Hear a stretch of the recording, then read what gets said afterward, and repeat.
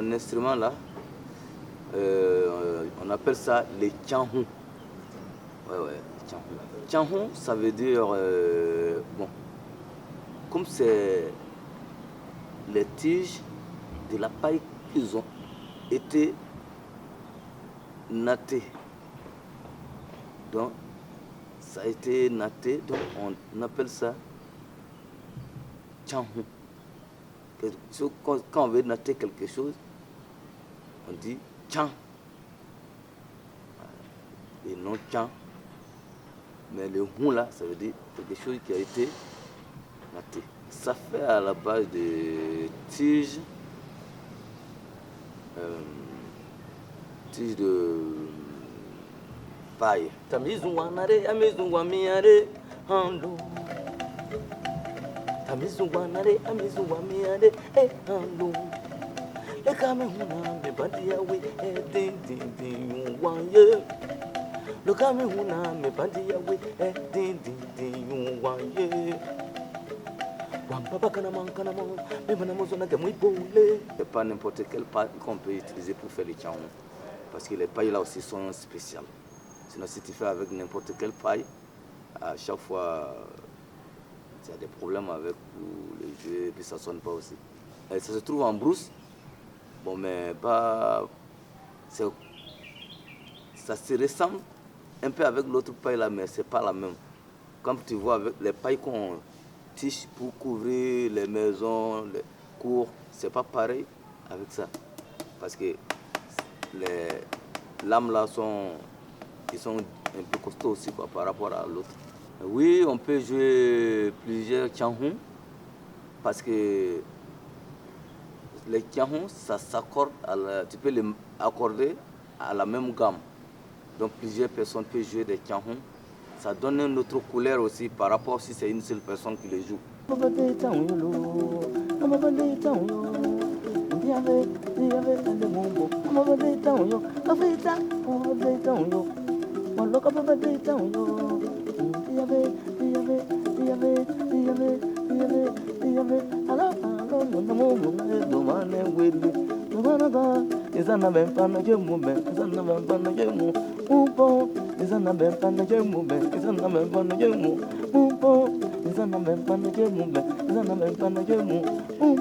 On peut le jouer pour soigner quelqu'un parce que comme c'est un instrument qui ne fait pas trop de bruit, par exemple si quelqu'un est malade et puis il est couché et puis il y a le bruit, gros bruit qui le dérange, si le tianhou rentre, il y a des trucs doucement que tu peux jouer pour l'accompagner.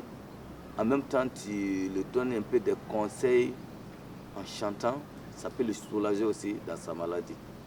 Donc, je peux dire que ça guérit. C'est attaché à une divinité ancestrale d'un côté aussi. Parce qu'il y a des choses aussi.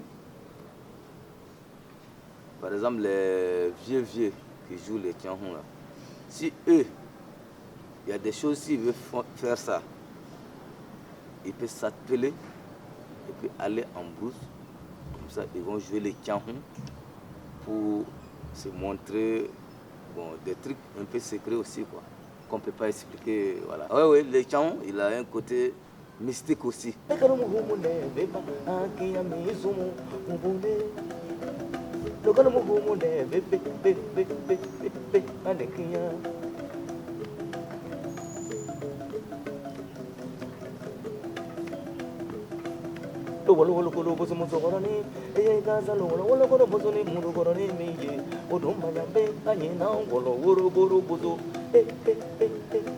Et le tianhou, je peux dire que ça vient aussi des génies parce que la musique même, les instruments de musique même, je ne dis pas les instruments modernes, mais traditionnels, les plupart, vraiment ça vient du côté génie un peu.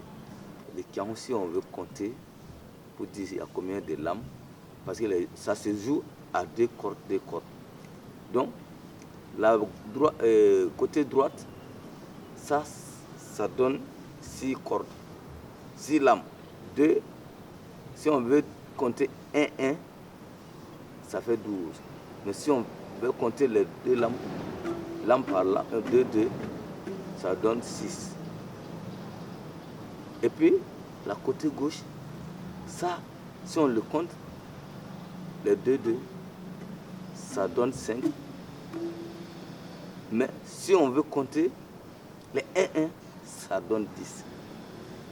Donc le tout, ça donne 11. Après, si tu veux les multiplier, ça te donne 22. Chez nous, il y a des gens qui s'appellent Tianhon. Ils ne peuvent pas toucher le Tianhon parce que ça, c'est un mot de secret qu'on ne peut pas aussi dire.